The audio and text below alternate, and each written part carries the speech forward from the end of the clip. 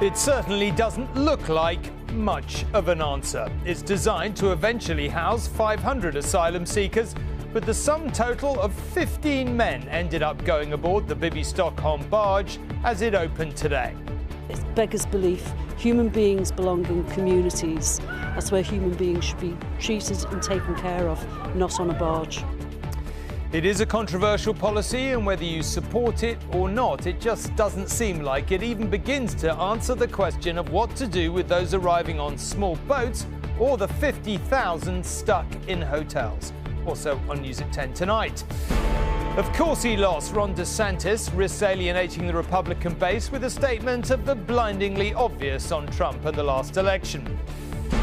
Were they murdered with the help of the state? The families of men and women killed by the loyalist UVF are granted new inquests into their deaths. England win on penalties, but Lauren James may miss the rest of the tournament after this flash of temper. And why I'm a Celebrity has helped bring new life to an old Welsh castle. What this funding will enable is the main body of the building, get it watertight, restore the roofs. It's desperately needed.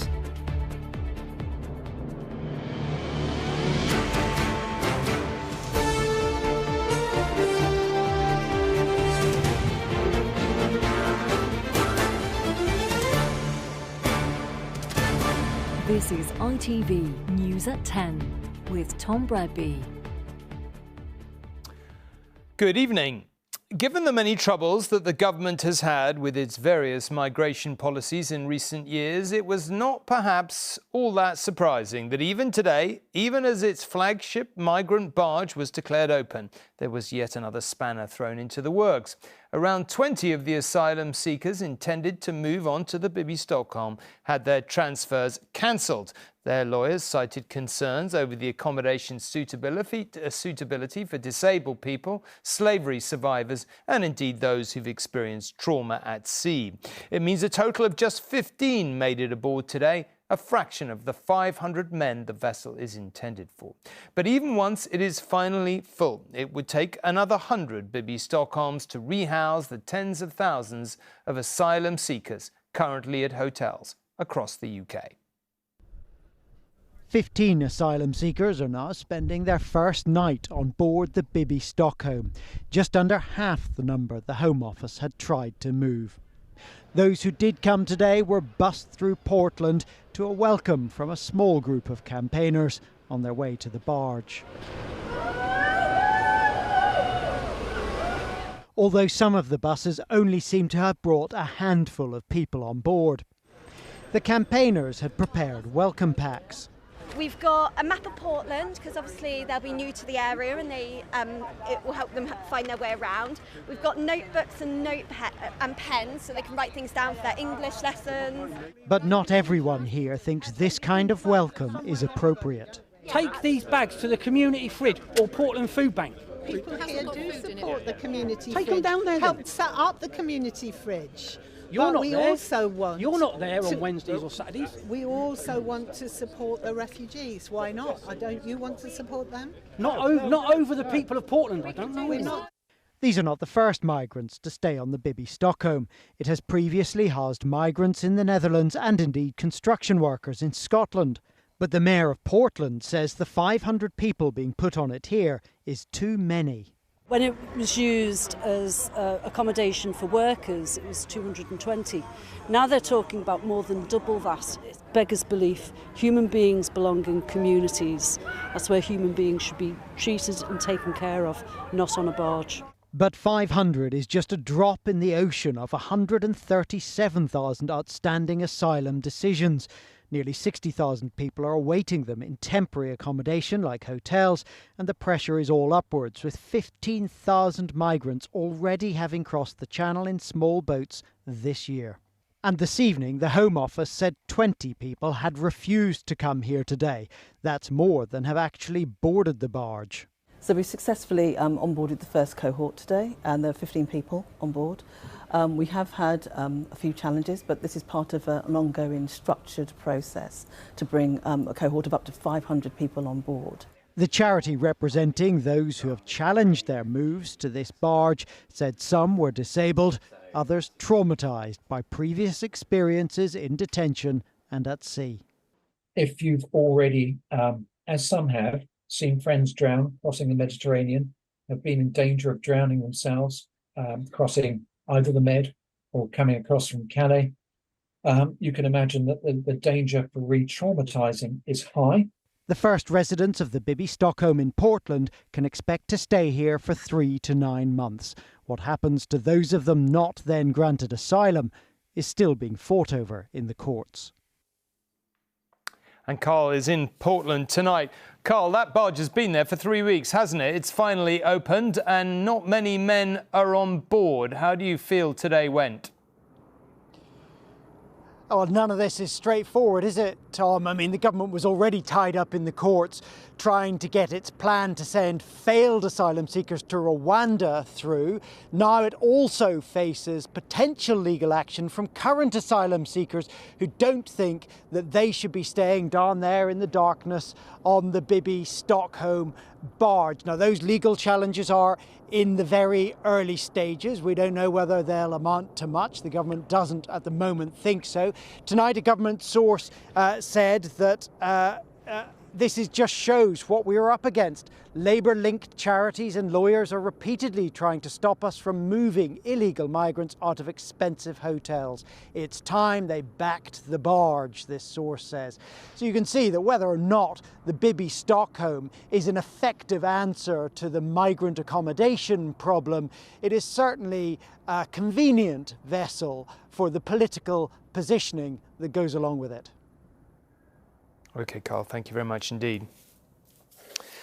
Well, let's move on to the United States now, where at first glance, Ron DeSantis wasn't exactly saying much. Yes, of course, Donald Trump lost the last election, he told an interviewer. Joe Biden is indeed, he said, the president. But such overt acknowledgement, as we know, is relatively rare amongst Republicans, even or maybe especially those vying to be the party's candidate in 2024. Peter is in Washington tonight. Peter, let's be honest, it shouldn't be controversial to say Donald Trump lost the election, but it clearly is in some parts of America.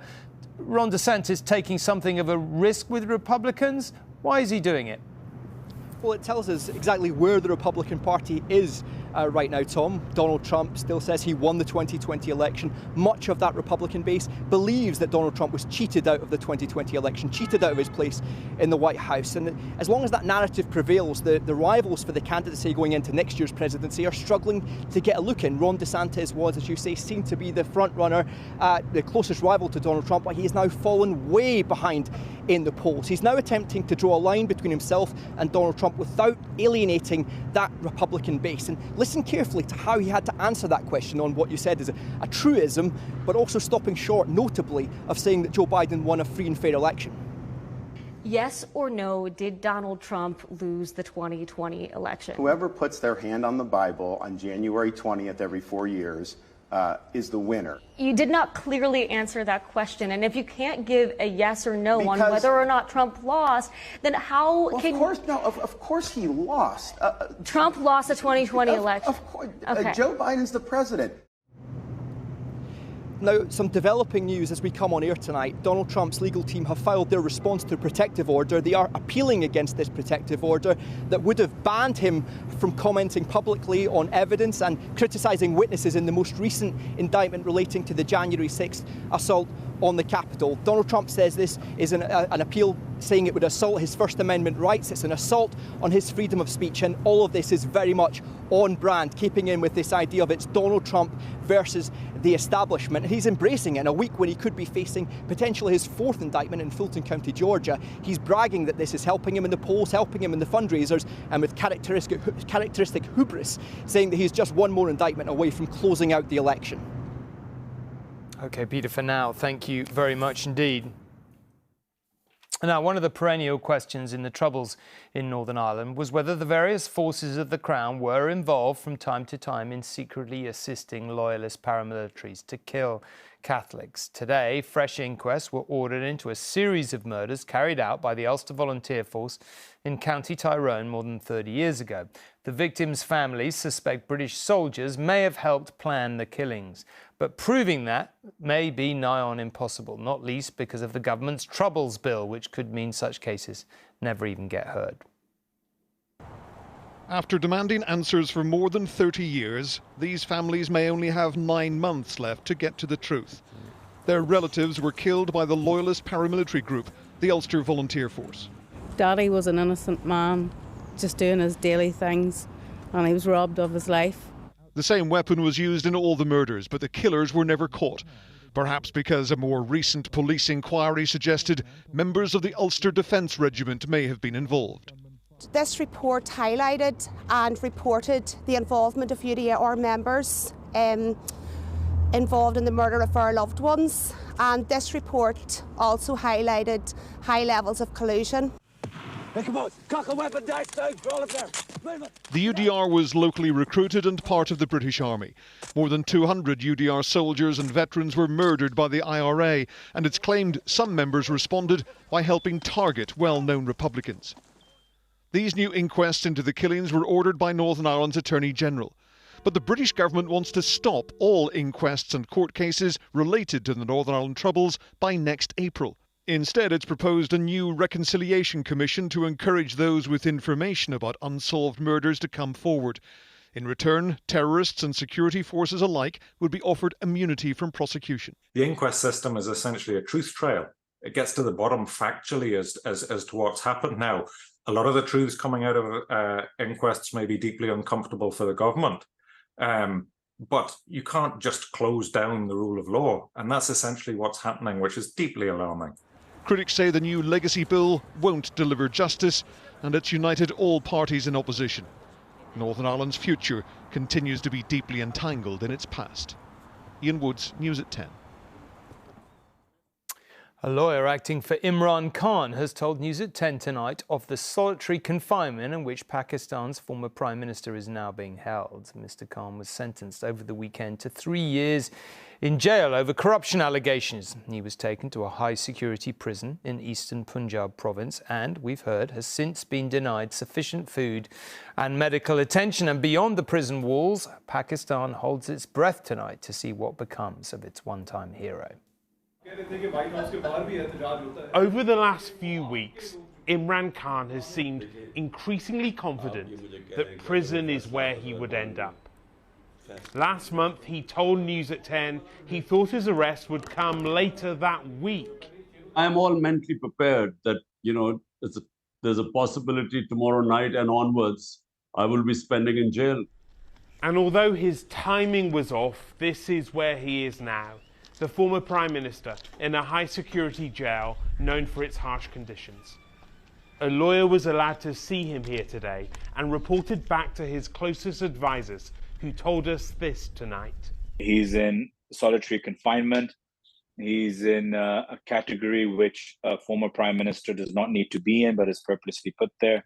He doesn't know if it's day or night. He's not receiving food on any time, any particular timings, or much at all. Hasn't been given access to a doctor. Some protests over the weekend, but there is potential for a crisis if Khan is able to use his popularity to bring people onto the streets. His story is unique. After channeling a reputation born on the cricket field of a plucky underdog and an unlikely success into a powerful narrative which helped bring him to power. But what does political power really mean in a country where the military holds so much sway, and where some of the very generals said to have helped bring him to power are now blamed for his downfall? But this is not the story of one man or even one country. Pakistan's international significance is amplified by its relationship with China and its proximity to Afghanistan. And so what happens on these streets has consequences far beyond them. Rohit Katru, News at 10.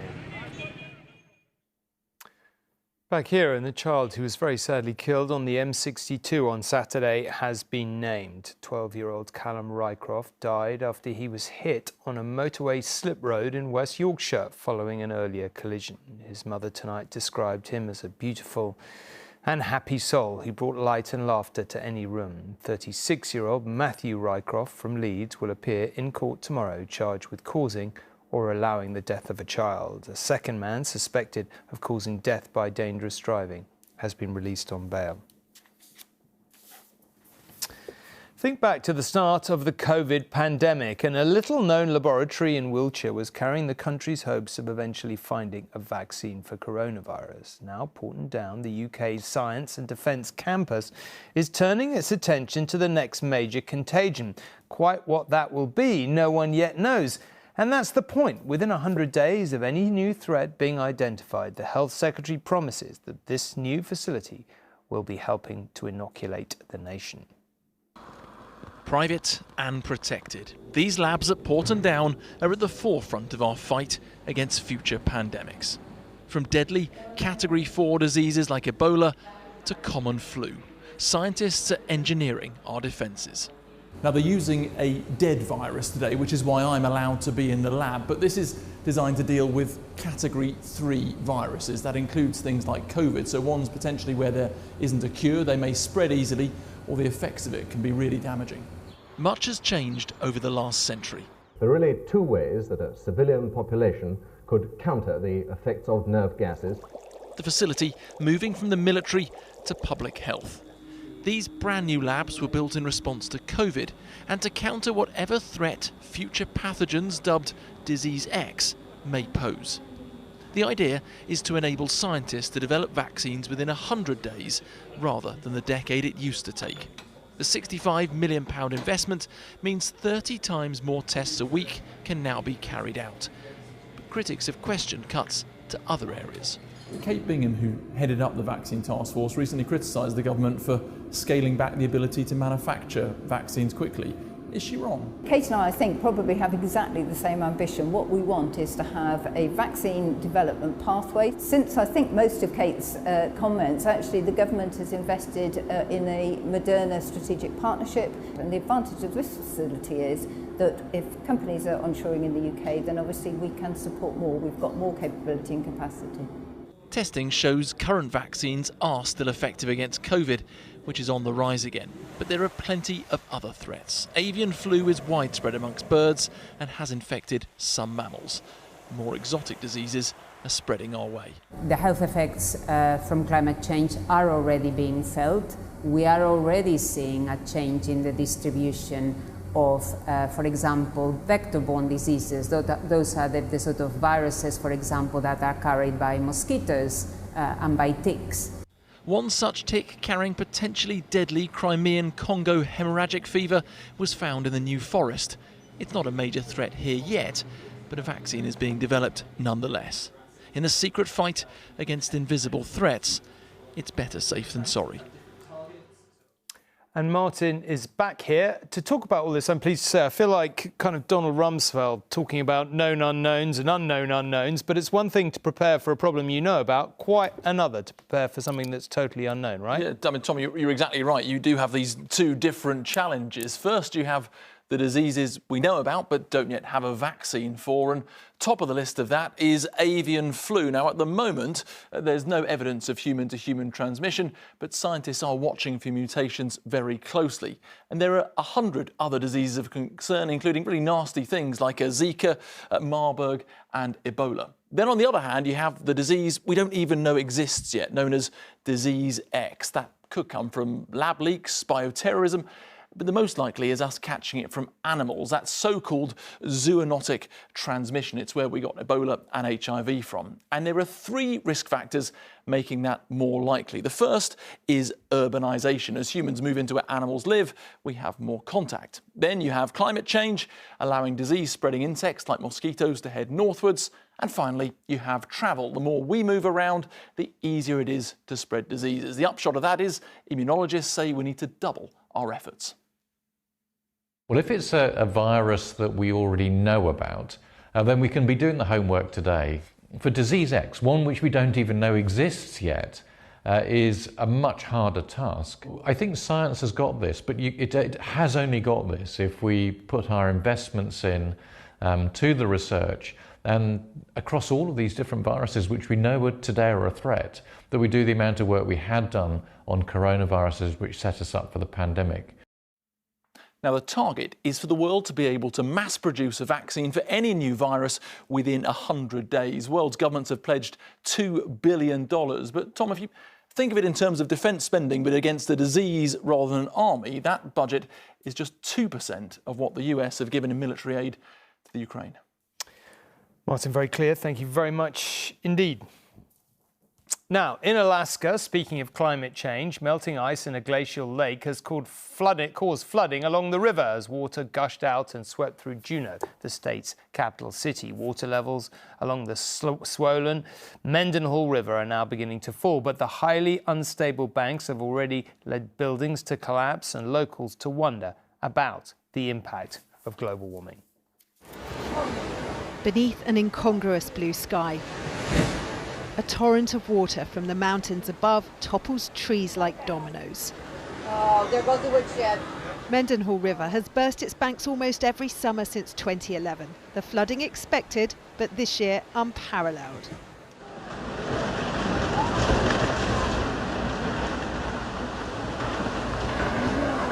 An entire house defenceless in the face of so much water. The apartment block next to it left teetering. After an evacuation of the area, there are miraculously no injuries. But there is a culprit, 13 miles upriver. It's the Mendenhall Glacier, which has been steadily shrinking over the decades, as has its neighbour, Suicide Glacier, which once merged with it until rising temperatures caused it too to retreat. That left behind the aptly named steep ice-filled Suicide Basin. Warmer springs have increased the amount of meltwater draining into the basin, meaning that by early July it's usually full of water, but effectively dammed by the ice of the Mendenhall Glacier. Drainage begins when a weak spot forms in that ice and water starts to channel through it, flowing under the glacier and causing flooding along Mendenhall Lake and River. This year, 3 foot higher than ever before. It's unprecedented. The severity changes from year to year because of the glacial dynamics and just what's going on up on the Mendenhall Glacier.